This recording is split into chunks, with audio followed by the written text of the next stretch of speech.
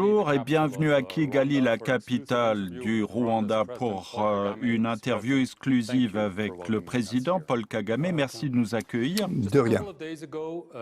Il y a quelques jours, vous avez rencontré le président de la RDC, Félix Tshisekedi, sous l'égide du président angolais João Lourenço, qui a annoncé que des progrès avaient été réalisés en vue de faire cesser les tensions entre le Rwanda et la RDC. Il a annoncé un cessez-le-feu, une feuille de route. S'agit-il d'une percée? Oui. D'abord, je voudrais dire qu'il n'est pas intéressé par des tensions, par des crises, des conflits. Donc, en partant de là, moi, je me réjouis qu'on soit tombé d'accord pour se voir en Angola, sous les auspices du président Lourenço de l'Angola. Et on a eu de bonnes discussions. Les deux côtés, d'après ce que j'ai pu voir, cherchaient à progresser. Oui, parce qu'il y a eu un certain nombre de réunions sous différents formats. Chaque fois, on parle beaucoup, mais les actes ne suivent pas. Pensez-vous que cette fois-ci, ça sera différent? Je l'espère. C'est ce que je pense, c'est ce que je veux. Je voudrais que ça se produise. Parler, c'est déjà bien. C'est bien, c'est pas suffisant, mais il faut partir de là. Le fait qu'on ait pu se parler, c'est déjà bien. Et à partir de là, on peut progresser pour aller plus loin, avoir des résultats tangibles. Cet épisode en Angola, c'était une étape dans la bonne direction, je crois. Le problème, c'est que lorsque vous parlez de résultats concrets, depuis cette réunion, il y a quelques jours, les combats ont repris dans l'est de la RDC entre le groupe de rebelles M23, le gouvernement de la RDC, qui accuse déjà le M23 et le Rwanda de ne pas avoir respecté leurs promesses. Je ne crois pas qu'il faille s'engager dans un jeu d'accusations respectives, s'accuser les uns les autres. Une partie accuse l'autre, ensuite c'est l'autre qui accuse la première. Je ne crois pas que les torts soient dans un seul camp, de manière générale. Mais peut-être qu'il fallait s'y attendre. Certes, on a discuté, on est tombé d'accord sur pas mal de choses, mais apparemment, sur le terrain, c'est autre chose. Et peut-être qu'on ne contrôle pas bien ce qui se passe. Et donc, les instructions, s'assurer qu'elles soient respectées, c'est peut-être ça le problème. Peut-être que ça prend du temps, un jour, 2 jours, une semaine, davantage. Le plus important, je crois, c'est que les dirigeants doivent s'entendre. Et puis, une fois qu'ils sont engagés, il faut s'assurer que ces instructions soient bien respectées.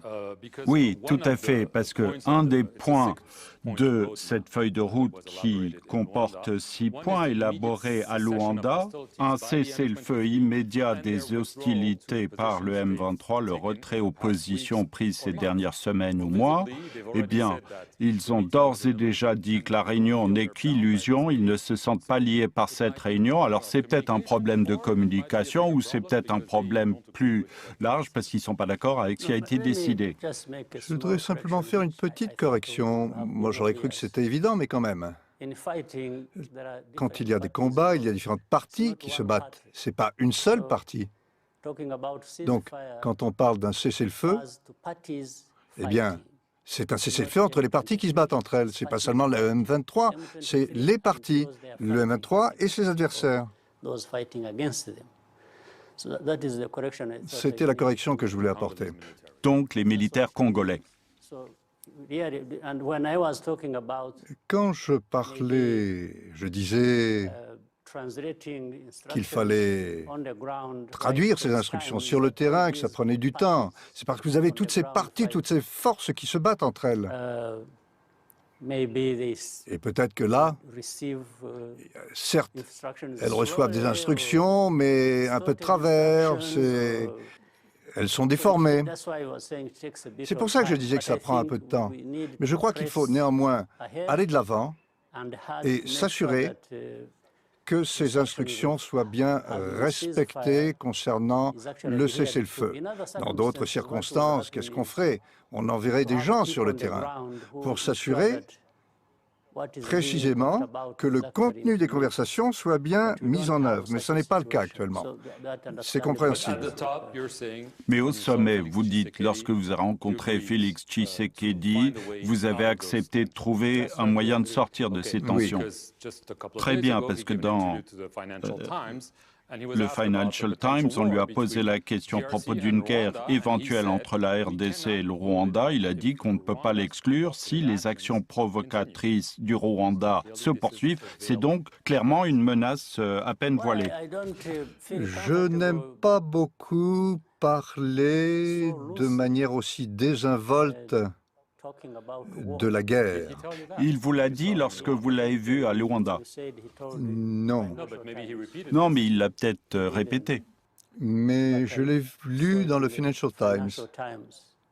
Tout ce que je dis, c'est que moi, je n'aime pas parler de manière aussi facile et désinvolte de la guerre.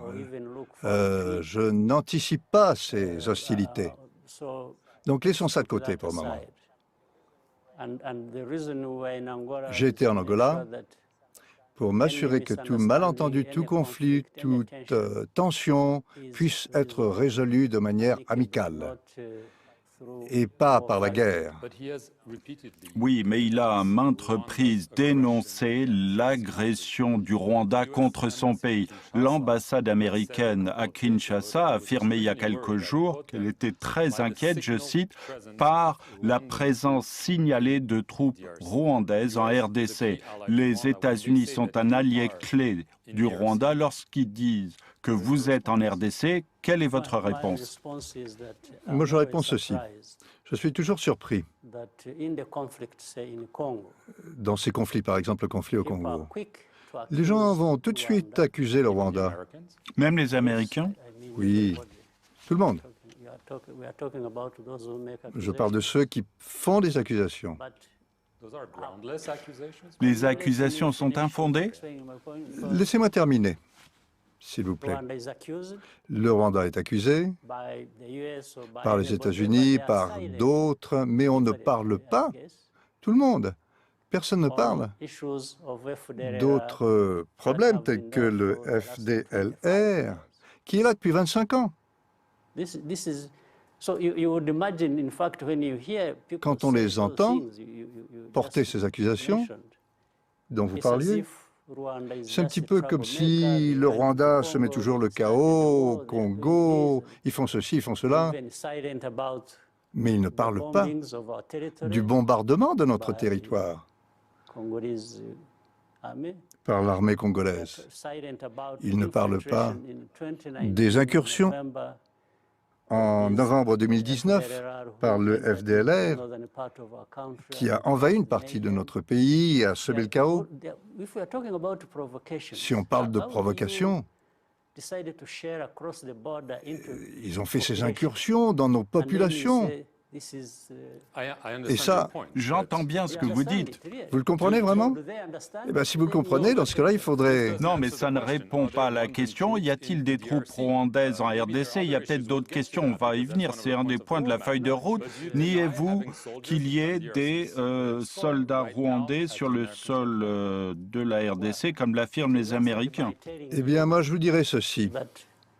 Quand il y a tellement de partis qui composent, qui participent à ce problème et qu'on insiste pour ne parler que de l'un d'entre eux, c'est vous qui avez le problème, plutôt que celui que vous accusez.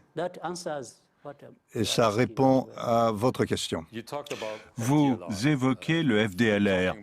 Vous en parlez depuis de nombreuses années. Alors, un des points de cette feuille de route qui comporte 6 points, c'est de vaincre le FDLR et les groupes dissidents. Alors, bien entendu, compte tenu du fait que ça dure, vous le dénoncez depuis des années, pensez-vous que sur ce point-là, il y a de réels progrès ou de simples paroles en l'air?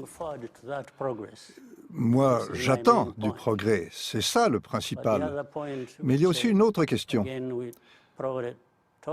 dont on a déjà parlé, je crois. J'en ai parlé. Nous en avons parlé. Depuis tant d'années.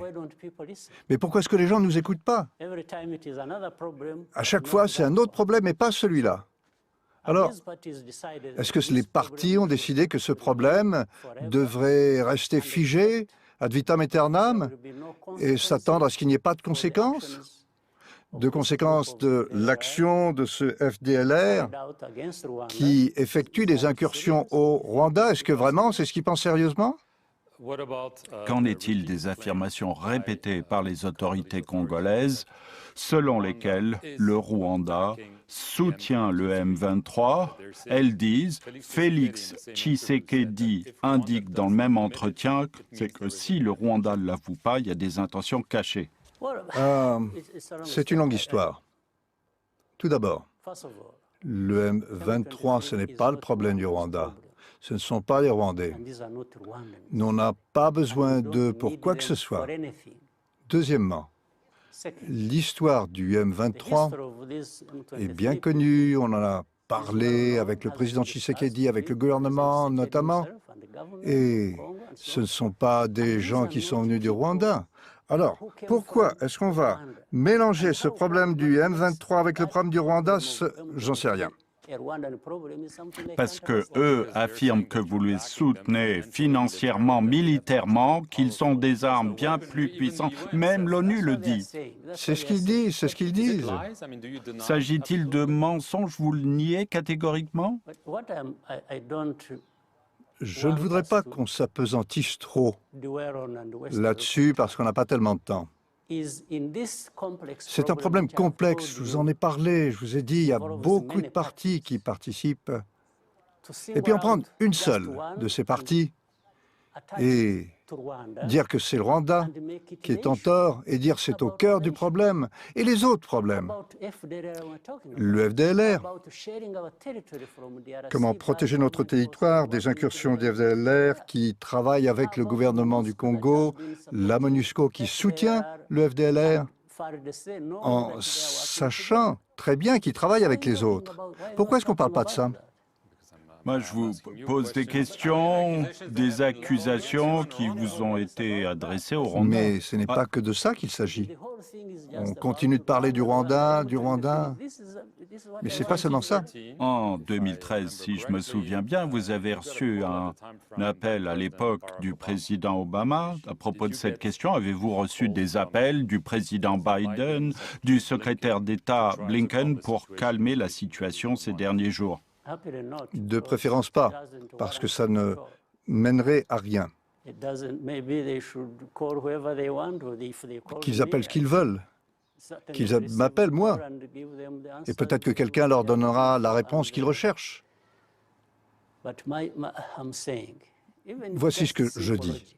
En fait, on n'a besoin que d'une logique simple, on a besoin de raisonner. Ce problème, on l'a déjà connu en 2012, 2013, et on le retrouve 10 ans plus tard. Qu'est-ce qui a mal tourné d'après vous? Je voudrais que quelqu'un me dise pourquoi. Ce problème, en fait, d'après moi, c'est un problème qu'on peut résoudre facilement. Pourquoi est-ce que ça reste pendant 10 ans, ça revient? En fait, une partie du problème, on la connaît depuis 25 ans.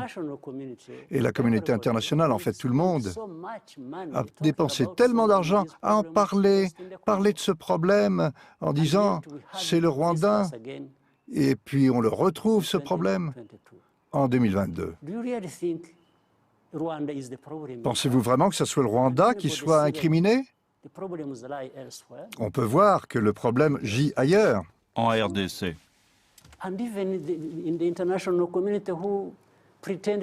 Et même la communauté internationale prétend essayer de résoudre ce problème, mais en fait, ça ne sert à rien. Toute dernière question, vous avez été élu en 2000, donc 22 ans au pouvoir. La prochaine élection est prévue en 2024. Vous n'avez pas encore dit si vous serez candidat. Allez-vous y songer? Je suis prêt à me porter candidat pendant 20 ans encore. Il s'agit d'élections. C'est de ces contradictions, de cette hypocrisie que je voulais parler. Il pourrait y avoir une limite sur les mandats, par exemple. Mais il s'agit pour les gens de choisir. Tout à fait, lorsqu'elles sont libres et équitables. Et c'est de ça qu'il s'agit dans toutes les critiques que vous avez évoquées. Personne n'a jamais dit que les élections n'étaient pas libres et équitables. Vous en avez entendu parler ailleurs et les gens n'en parlent pas. Même chez des gens qui se plaignent de nous. Actuellement, il y a ce genre de sale affaire qui se produit dans les pays développés au cours d'élections. Il n'y a pas si longtemps, il y avait une affaire dans une grande démocratie. Aux États-Unis, oui. Écoutez, je crois que les gens doivent décider pour eux-mêmes ce qu'ils veulent faire. Vous voyez, vous avez vos propres problèmes que les gens pourraient mettre en cause, et puis ensuite, vous voulez me dicter ma conduite. Mais les élections, ce sont les gens qui choisissent. Paul Kagame, je vous remercie beaucoup de nous avoir accueillis ici à la présidence du Rwanda, la capitale Kigali. Merci d'avoir suivi cet entretien exclusif sur France 24.